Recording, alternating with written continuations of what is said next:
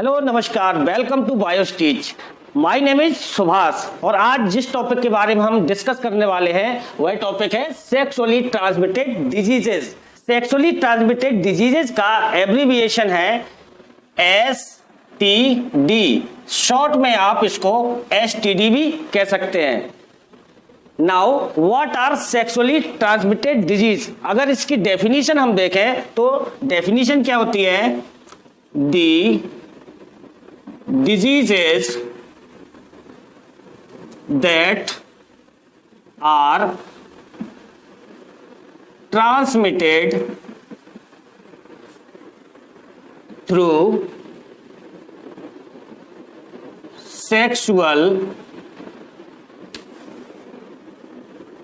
intercourse from one person to another person are called sexually transmitted diseases, STD. Okay? The diseases that are transmitted through sexual intercourse from one person to another person are called sexually transmitted diseases. ऐसी बीमारियां जो एक person से दूसरे person में sexual intercourse के दौरान transmit हो जाती हैं, ट्रांसफर हो जाती हैं। सेक्सुअल कांटेक्ट के द्वारा एक व्यक्ति से दूसरे व्यक्ति में चली जाती हैं। ऐसी बीमारियों को, ऐसी डिजीजेस को सेक्सुअली ट्रांसमिटेड डिजीज कहते हैं, STD कहते हैं। ठीक है, तो ये तो हुआ सेक्सुअली ट्रांसमिटेड डिजीज किसे कहते हैं। सेक्सुअली ट्रांसमिटेड डिजीजेस को हिंदी में यौन संचारित रोग कहा जाता है। ठीक है, यौन संचारित रोग इसको हिंदी में कहा जाता है।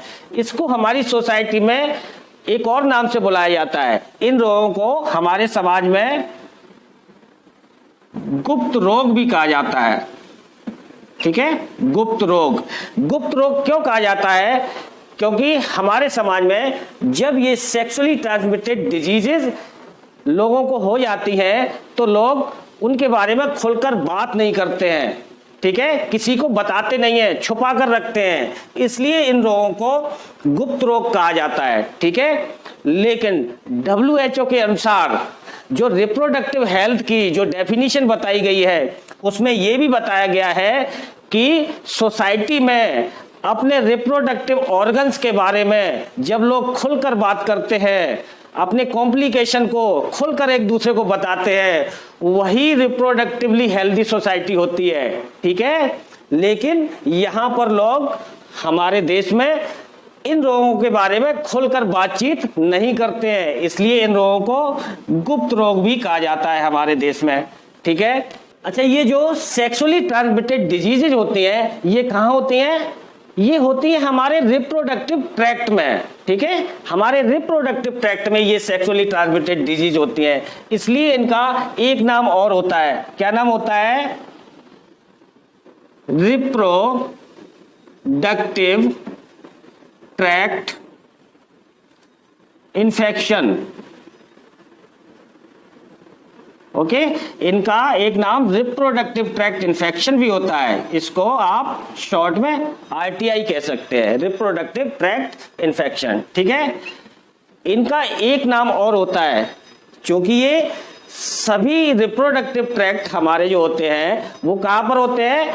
हमारे पेल्विक रीजन में होते हैं। ठीक है, पेल्विक रीजन में होते हैं ये सारे सेक्स ऑर्गन हमारे, और इन ऑर्गन्स में जब ये डिजीजेज हो जाती हैं तो क्या हो जाता है? उनमें इन्फ्लामेशन हो जाता है, स्वेलिंग आ जाती है, इसलिए इनको हम एक नाम और दे सकते हैं, इनको पेल्विक इन्फ्लामेटरी डिजीजेज भी कह सकते हैं। ओके, इसको शॉर्ट में आप PID कह सकते हैं। ठीक है, PID, पेल्विक इन्फ्लामेटरी डिजीज। ठीक है, इन बीमारियों का सबसे पहले जो पता लगाया गया था वो कहां पर लगाया गया था?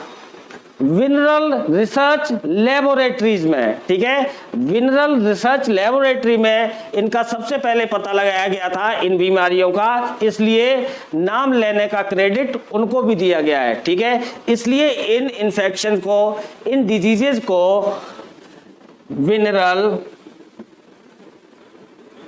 डिजीजेस भी कहते हैं।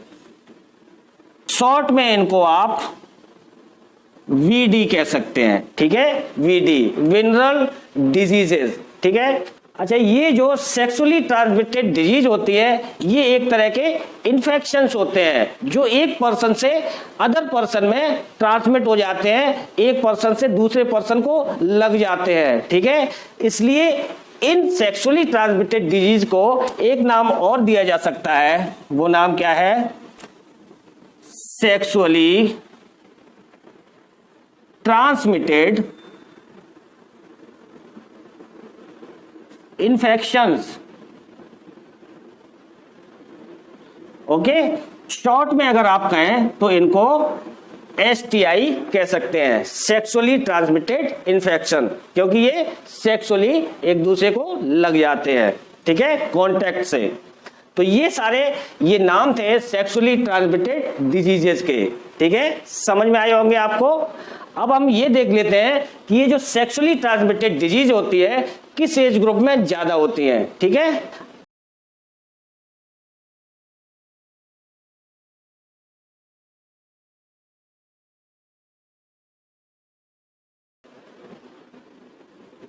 एज ग्रुप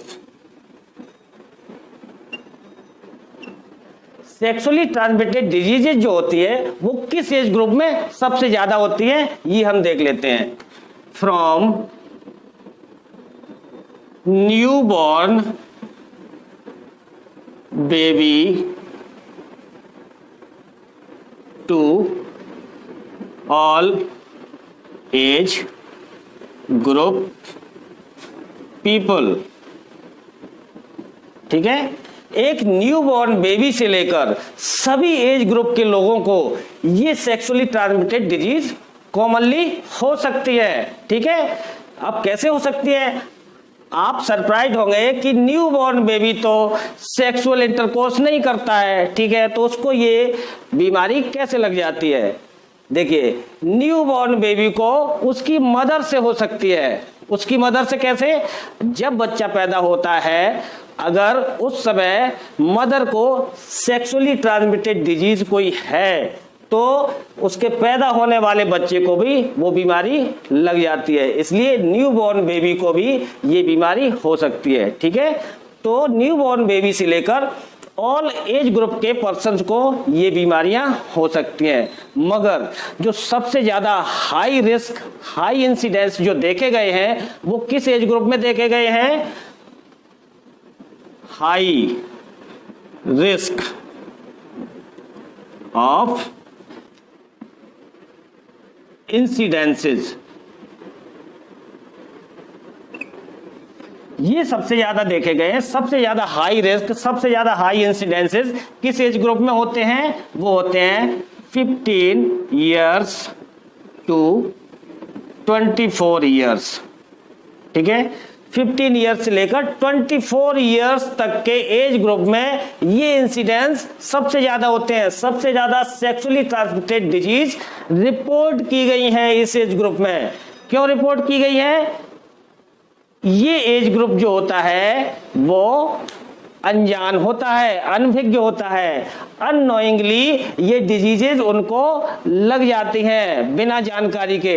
जानकारी के अभाव में ये बीमारियां उनको लग जाती है। और दूसरी वजह क्या होती है? इस एज ग्रुप के लोग अनमैरिड होते हैं ज्यादातर।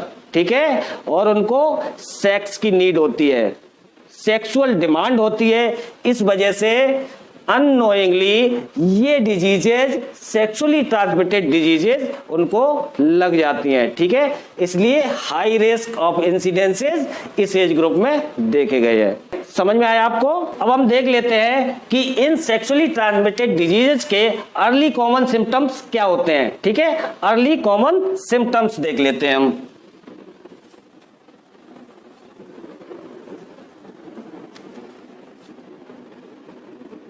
Early common symptoms. क्या अर्ली कॉमन सिम्टम होते हैं? देखिए, अगर आपको सेक्सुअली ट्रांसमिटेड डिजीज हो गई है तो क्या हो सकता है, आपके सेक्स ऑर्गन्स में इचिंग हो सकती है, ठीक है, खुजली हो सकती है, और क्या हो सकता है, बर्निंग हो सकती है आपके सेक्स ऑर्गन्स में, बर्निंग, और क्या हो सकता है, स्लाइट पेन हो सकता है, दर्द भी हो सकता है आपके सेक्स ऑर्गन्स में, और क्या हो सकता है, फ्लूइड डिस्चार्ज हो सकता है, आपके सेक्स ऑर्गन से फ्लूइड का डिस्चार्ज हो सकता है, ठीक है, वाइटिश सब्सटेंस डिस्चार्ज हो सकता है, चाहे पेनिस हो या वेजाइना, दोनों से। और क्या हो सकता है, इन्फ्लामेशन हो सकता है, इन्फ्लामेशन, ठीक है, इसको स्वेलिंग भी कहते हैं, ठीक है, आपके सेक्स ऑर्गन्स में स्वेलिंग भी आ सकती है, इन्फ्लामेशन हो सकता है, ठीक है। तो ये सारे अर्ली कॉमन सिम्टम्स हैं अगर आपको सेक्सुअली ट्रांसमिटेड डिजीज हो गई है या किसी को भी हो गई है तो, ठीक है। अब हम ये देख लेते हैं कि कॉम्प्लिकेशंस क्या हो सकते हैं अगर इनका समय पर ट्रीटमेंट ना कराया जाए, ठीक है। इन डिजीजेस का अगर समय से ट्रीटमेंट ना हो तो क्या क्या कॉम्प्लिकेशन हो सकते हैं, आइए देख लेते हैं।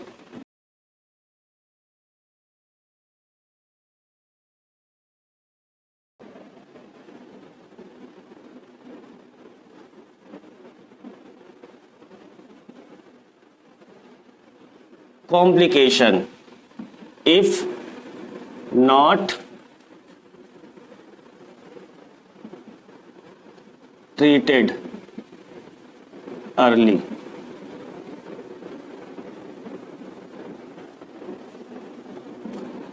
अगर शुरुआती इनका इलाज नहीं कराया गया, अगर ट्रीटमेंट अर्ली टाइम में नहीं कराया गया तो क्या हो सकता है, क्या क्या कॉम्प्लिकेशन हो सकते हैं। देखिए, अबॉर्शन हो सकता है फीमेल को, ठीक है, अगर पेट में बच्चा है तो अबॉर्शन हो सकता है, मिस कैरेज हो सकता है, ठीक है, अबॉर्शन या मिस कैरियज, ठीक है। और क्या हो सकता है, स्टिल बर्थ हो सकता है, अगर बच्चा है पेट में तो बच्चे की मौत भी हो सकती है सेक्सुअली ट्रांसमिटेड इन्फेक्शंस के कारण, ठीक है, स्टिल बर्थ मींस बच्चे में जान ही नहीं रहेगी। और क्या हो सकता है, एक्टोपिक प्रेगनेंसी हो सकती है, एक्टोपिक प्रेगनेंसी, ठीक है।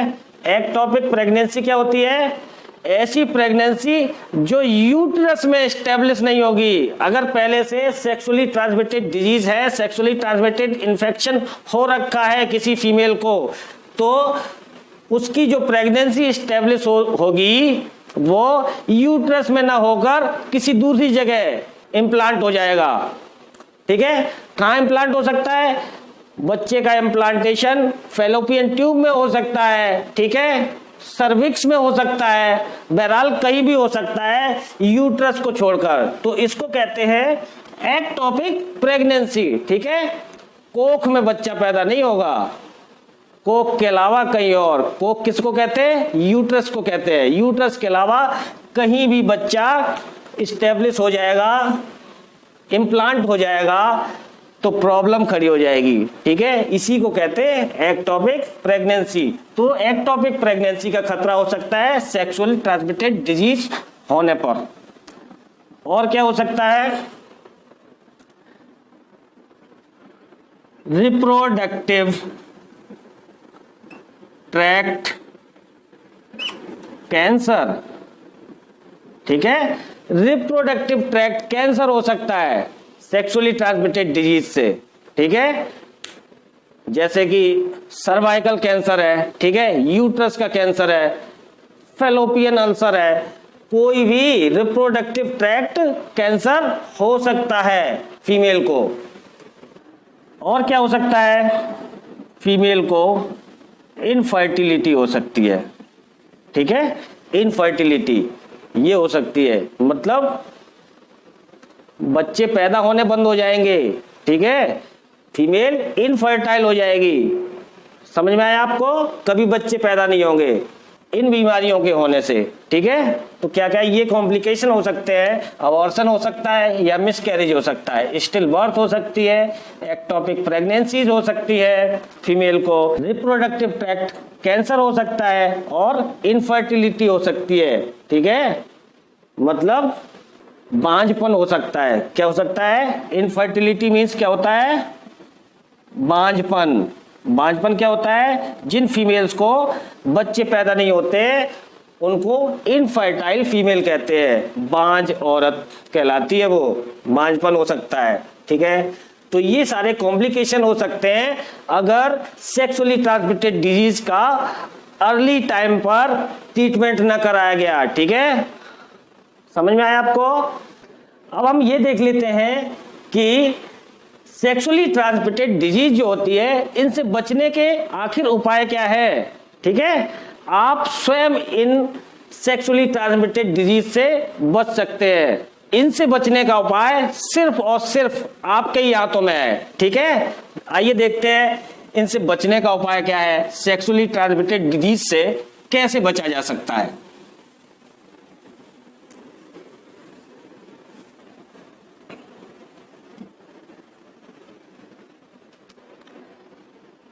You can be free of these diseases by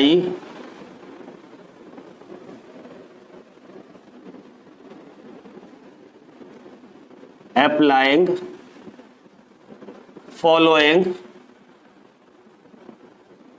rules, ठीक है। अगर आप ये नियम अपनाते हैं तो आप इन डिजीज से बच सकते हैं। क्या क्या रूल्स हैं, avoid sexual intercourse with unknown persons, ठीक है। अननोन पर्सन्स के साथ सेक्सुअल इंटरकोर्स न करें, सेक्सुअल कॉन्टैक्ट्स न बनाएं अनजान लोगों के साथ, ठीक है, अननोन पर्सन के साथ। और क्या करें, avoid sexual intercourse with multiple partners, ठीक है। मल्टीपल पार्टनर्स के साथ सेक्सुअल इंटरकोर्स ना करें, ठीक है। मल्टीपल पार्टनर कौन से होते हैं, जो सेक्स वर्कर होते हैं उनके मल्टीपल पार्टनर होते हैं, रोज दिन में बहुत सारे पार्टनर्स मिल जाते हैं उनको, ठीक है। उनमें एक अगर आप भी हो गए तो आपको ये तोहफा मिल जाएगा सेक्सुअली ट्रांसमिटेड डिजीज का, ठीक है। तो avoid sexual intercourse with multiple partners, समझ में आया। और क्या करें, अगर आप ऐसा करते भी हैं, सेक्सुअल कॉन्टैक्ट्स बनाते भी हैं अननोन पर्सन के साथ या मल्टीपल पर्सन के साथ, ठीक है, तो आपको और क्या करना चाहिए, ऑलवेज यूज कॉन्डोम्स, ओके, हमेशा कॉन्डोम का प्रयोग करें, ठीक है। ऐसा नहीं मुंह उठा के चले गए, हमेशा कॉन्डोम का प्रयोग करें, ऑलवेज यूज कॉन्डोम्स, ठीक है। कॉन्डोम्स कौन कौन से होते हैं, मेल कॉन्डोम्स, ठीक है, या फीमेल कॉन्डोम्स, ठीक है, मेल कॉन्डोम का इस्तेमाल करें या फीमेल कॉन्डोम का, किसी का भी इस्तेमाल कर लें, आप ना करें दूसरा कर ले, दूसरा ना करे आप कर लो, किसी को तो करना पड़ेगा, क्योंकि ये कॉन्डोम्स ही एक ऐसी चीज है जो सेक्सुअली ट्रांसमिटेड डिजीज से बचाते हैं। कॉन्ट्रासेप्शन का सिर्फ यही एक मेथड है जो हमें एसटीडी या एसटीआई से बचाता है, सेक्सुअली ट्रांसमिटेड डिजीज से यही कवच रक्षा करता है। ठीक है, यही एकमात्र उपाय है। सभी कॉन्ट्रासेप्टिव मेथड जो भी है, समझ में आया आपको?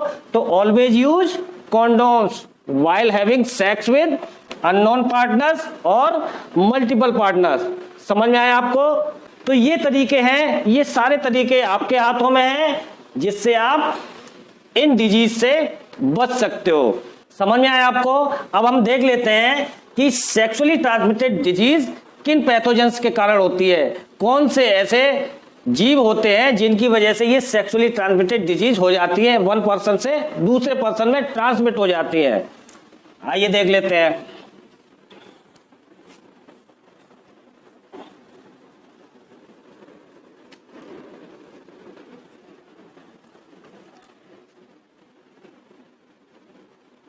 पैथोजेंस कॉजिंग एसटीडीज और एसटीआईज, वो पैथोजन जो एसटीडी या एसटीआई कर देते हैं। कौन कौन से होते हैं? ये 3 तरह के जीव होते हैं। फर्स्ट ऑफ ऑल, ये जो बीमारियां होती हैं वो बैक्टीरिया की वजह से हो सकती है, और किस वजह से हो सकती है? वायरस से हो सकती है। ठीक है, और प्रोटोजोआ, ठीक है, प्रोटोजोआ, या इसको आप फंगी, ठीक है, फंगस से भी हो सकती है। ये 3 तरह के पैथोजेंस होते हैं जो सेक्सुअली ट्रांसमिटेड डिजीज को वन पर्सन से दूसरे पर्सन में ट्रांसमिट कर देते हैं, ट्रांसफर कर देते हैं। ठीक है, अब आइए हम देख लेते हैं कि बैक्टीरिया से होने वाली कौन कौन सी डिजीजेज है। सबसे पहले देखते हैं बैक्टीरिया से होने वाली सेक्सुअली ट्रांसमिटेड डिजीज।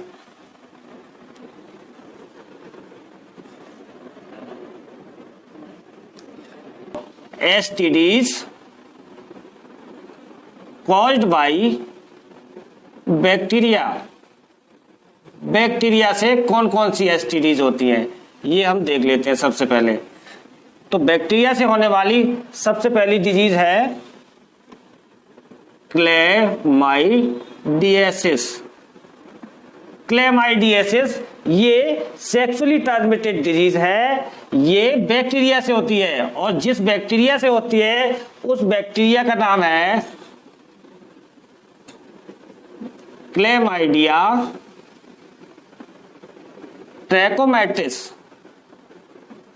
ठीक है, ये क्लेमाइडिया ट्रैकोमैटिस नामक बैक्टीरिया से ये क्लेमाइडियासिस बीमारी हो जाती है, एसटीडी। ठीक है, दूसरी बीमारी जो होती है, दूसरी सेक्सुअली ट्रांसमिटेड डिजीज जो बैक्टीरिया से होती है वो है गोनोरिया। गोनोरिया एक बीमारी जो बैक्टीरिया से होती है, और ये किस बैक्टीरिया से होती है? ये होती है निसेरिया गोनोरी। ये निसेरिया गोनोरी नामक बैक्टीरिया से गोनोरिया बीमारी हो जाती है। ठीक है, और कौन सी एसटीडी जो है वो बैक्टीरिया से होती है? वो है सिफिलिस। सिफिलिस जो बीमारी है, सेक्सुअली ट्रांसमिटेड डिजीज है, वो भी बैक्टीरिया से होती है, और ये किस बैक्टीरिया से होती है? ये होती है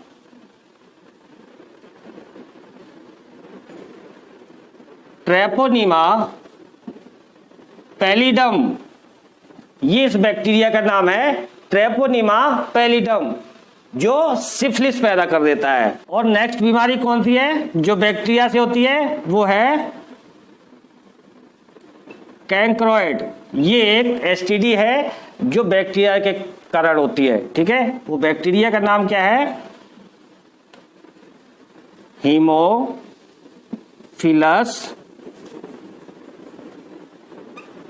ड्यूक्राई, ठीक है, हीमोफिलस ड्यूक्राई इस बैक्टीरिया का नाम है जो कैंक्रोइड बीमारी पैदा कर देता है। तो बैक्टीरिया से होने वाली ये डिजीजेस है। सबसे पहले कौन सी? क्लेमाइडियासिस, जो क्लेमाइडिया ट्रैकोमैटिस से होती है। दूसरा कौन सा? गोनोरिया, ये बीमारी होती है निजेरिया गोनोरी से। और तीसरा सिफिलिस बीमारी जो है वो ट्रेपोनिमा पैलिडम बैक्टीरिया से होती है। और कैंक्रोइड बीमारी हीमोफिलस ड्यूक्राई बैक्टीरिया से होती है, ठीक है। तो ये तो एसटीडी वो है जो बैक्टीरिया से होती है, बैक्टीरिया से होने वाली ये बीमारियां हैं। अब हम ये देख लेते हैं कि वायरस से होने वाली एसटीडीज कौन सी होती हैं, ठीक है। आइए देख लेते हैं वायरस से होने वाली एसटीडीज।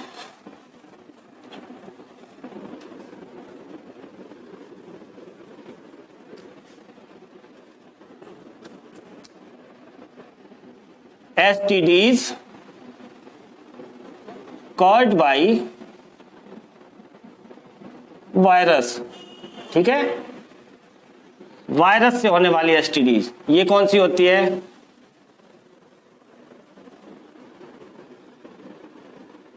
जेनाइटल हर्पीज, ठीक है। ये जेनाइटल हर्पीज जो होती है वो वायरस से होती है। और ये किस वायरस से होती है? ये होती है, अच्छा, ये जेनाइटल हर्पीज जो है वो हमारे जो जननांगों में होती है, सेक्सुअल ऑर्गन्स में होती है, ठीक है। ये टाइप 2 डिजीज है जो सेक्स ऑर्गन्स में होती है। हर्पीज हमारी बॉडी में भी होती है, वो टाइप 1 होती है, ठीक है। तो टाइप 2 ये जेनाइटल हर्पीज है, वो है कौन सी? टाइप 2 है, ठीक है। और ये किससे होती है? ये होती है हर्पीज सिंप्लेक्स वायरस, ठीक है। हर्पीज सिंप्लेक्स वायरस से होती है।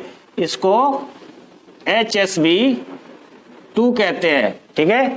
HSV-1 से होती है, वो टाइप 1 होती है।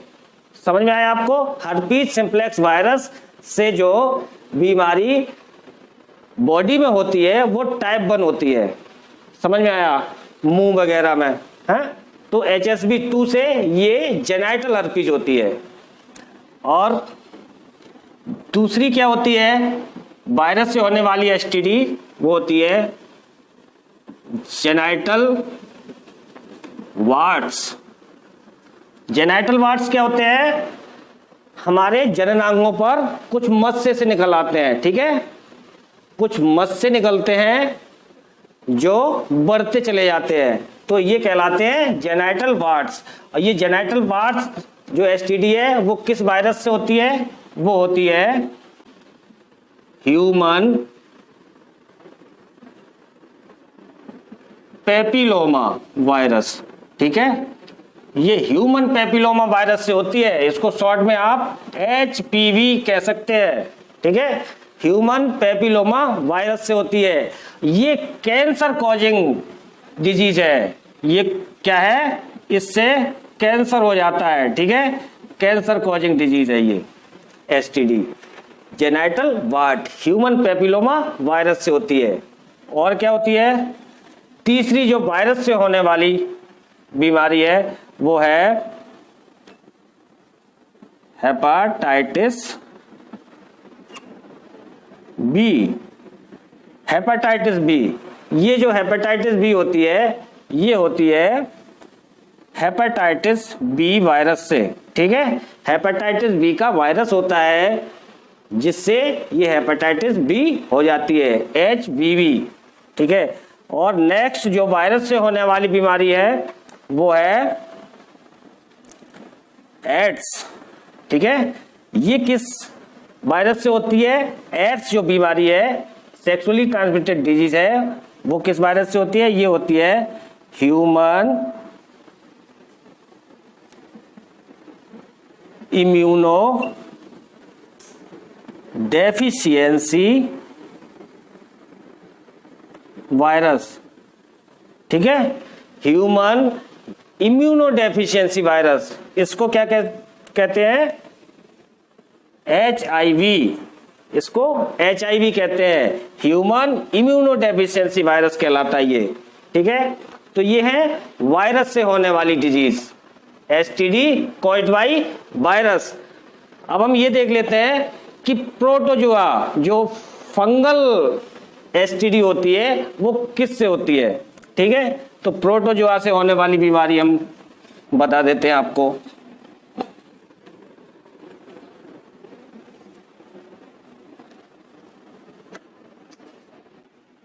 STD caused by protozoa. Protozoa से होने वाली कौन सी STD होती है? ये होती है ट्राइकोमोनियासिस, ठीक है। ट्राइकोमोनियासिस ये किस प्रोटोजुआ से होती है? उस प्रोटोजुआ का नाम है, उस फंगी का नाम है ट्राइकोमोनास वेजिनेलिस, ठीक है। इस प्रोटोजुआ का नाम है ट्राइकोमोनास वेजिनेलिस, जो ये ट्राइकोमोनियासिस बीमारी ये STD पैदा कर देता है, ठीक है। ट्राइकोमोनास वेजिनेलिस इस प्रोटोजुआ का नाम है, ठीक है। समझ में आया आपको? अब आपने देख लिया है कि कौन कौन सी STDs बैक्टीरिया से होती है, कौन कौन सी STDs वायरस से होती है और कौन सी STD प्रोटोजुआ से होती है। अब हम ये देख लेते हैं कि इसमें से कौन सी STDs ऐसी हैं जो नॉन क्योरेबल है, जिनका इलाज संभव नहीं है, और कौन सी STDs ऐसी हैं जिनका इलाज संभव है, ठीक है। तो आइए देख लेते हैं कि कौन सी STDs हैं ऐसी। सबसे पहले हम देख लेते हैं नॉन क्यूरेबल STDs, ठीक है। नॉन क्यूरेबल STDs कौन सी होती हैं? देखिए, जो नॉन क्यूरेबल STDs हैं वो है सबसे पहले तो जेनाइटल हर्पीज, ठीक है। जेनाइटल हर्पीज जो होती है, जो हर्पीज सिंप्लेक्स वायरस से होती है, ये नॉन क्योरेबल है, ठीक है। इसका इलाज नहीं हो सकता। दूसरी जो नॉन क्योरेबल STDs है वो है एड्स, ठीक है। एड्स ये किस वायरस से होती है? ये होती है ह्यूमन इम्यूनोडेफिशिएंसी वायरस से, HIV से। तो इसका भी इलाज संभव नहीं है। और कौन सी बीमारी है? Hepatitis B. हेपेटाइटिस बी ये हेपेटाइटिस बी वायरस से होती है। ये भी बीमारी, इसका भी कोई इलाज नहीं है, ये भी नॉन क्योरेबल है, ठीक है। तो ये जो बीमारियां हैं जेनाइटल हर्पीज, एड्स और हेपेटाइटिस बी, ये सारी क्या है? नॉन क्योरेबल है, ठीक है, नॉन क्योरेबल है। But there symptoms can be suppressed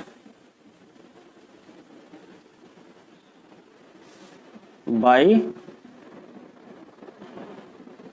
proper medication,